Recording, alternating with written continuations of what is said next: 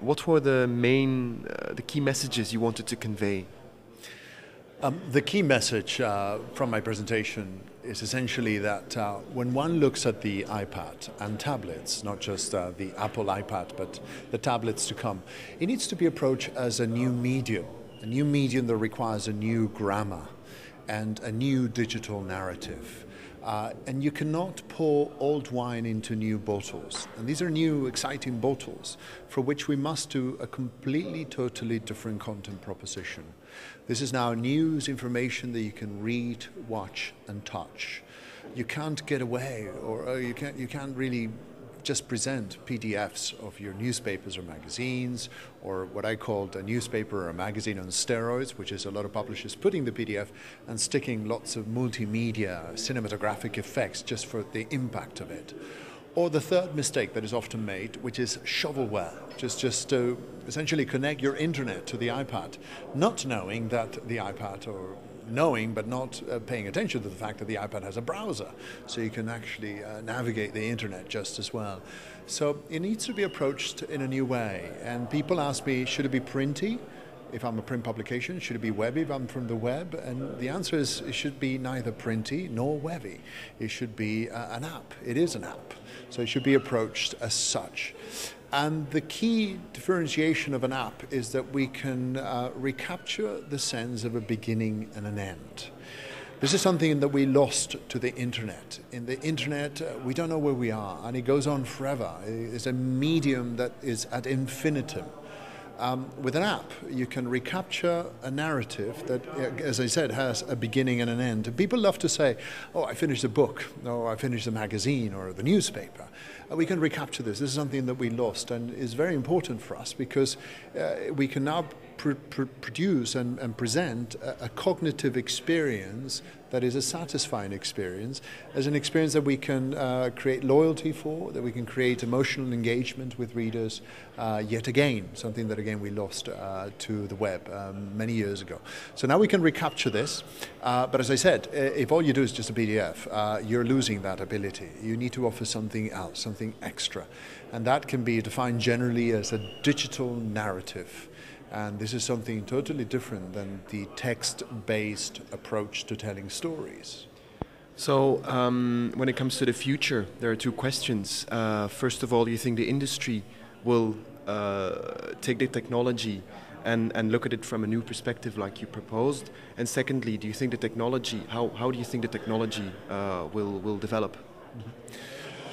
Well, there's a problem at the moment with tablets when it comes to the publishing industry, and part of it has to do with the fact that we are mesmerized by the technology and by the platform. And we think that the platform itself is going to be the salvation of the publishing industry, and it's not. It's just a technological platform. So one needs to understand what it is that we need to do in these platforms. We need to understand what is the perfect content to engage our readers with in these platforms, as opposed to just hoping and expecting that as these tablets become critical in terms of uptake and penetration, that therefore somehow, as if by magic, we will find a business model. So there needs to be much more rethinking and deep thought and experimentation more than anything else, as to what to do with this technology that is not going on at the moment. It's like the internet 15 years ago. It's almost like going back to when the internet began 15, 16 years ago. And lots of publishers just rushed into it and did either PDFs or shovelware and so on. And very few of them came up with the great concepts that have made money and sustained the internet.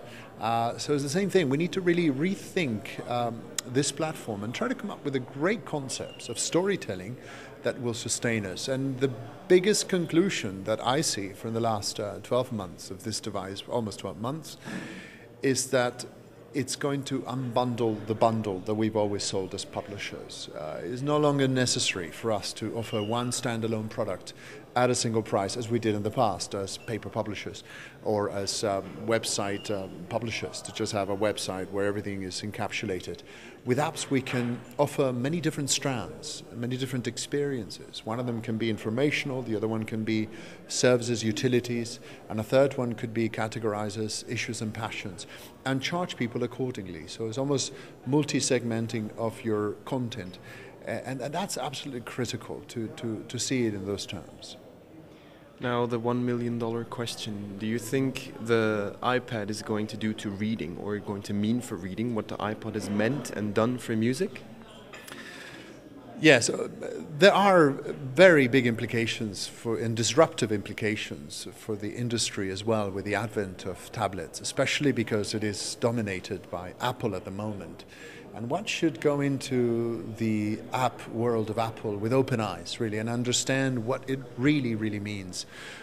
People pay very little attention to the fact that they control the pricing structure, the pricing parameters, and they also control the customer data. So they know the person who's downloaded the app, what else they like, whether they like to drink wine or they travel somewhere. So they know the customer profile.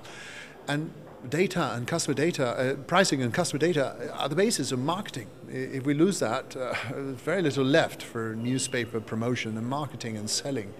So it has those very, very serious implications. So I've been advocating for the last year that industry associations, publishing associations, find some common purpose and try to indeed reclaim that customer data, make sure they keep the customer data, and play a heavy hand with Apple when it comes to pricing. This is now happening. It's happening in America, with the magazine publishers are getting together. They're doing so, led by Condé Nast, and is also happening in France. It was just announced 2 days ago that newspaper publishers, with the exception of Le Monde, but most newspaper publishers will indeed create their own digital kiosk to counter the Apple App Store. So this is very important. So I do tell people, do not just impulsively bite the apple. You know, the last time that two people bit an apple, you know, in the Bible thousands of years ago, we're still living with the consequences. But the point is to understand what's happened, for instance, to the music industry. As I mentioned, the parallels are there. Apple is today the world's biggest music seller, publisher. It's no longer Sony, it's no longer Epic, it's Apple. And what they have done along the process, intentionally or unintentionally, and I don't know if it's good or bad, they've killed the CD. So now music artists practically give away their singles, their tunes as singles. Very few of them make money from their CDs. They make money from live concerts and from merchandising. In many cases, it's 80-20. And it's people seeing them live. So it's completely transformed the music industry. So just as Apple killed the CD, they're very likely to kill the newspaper magazine bundle.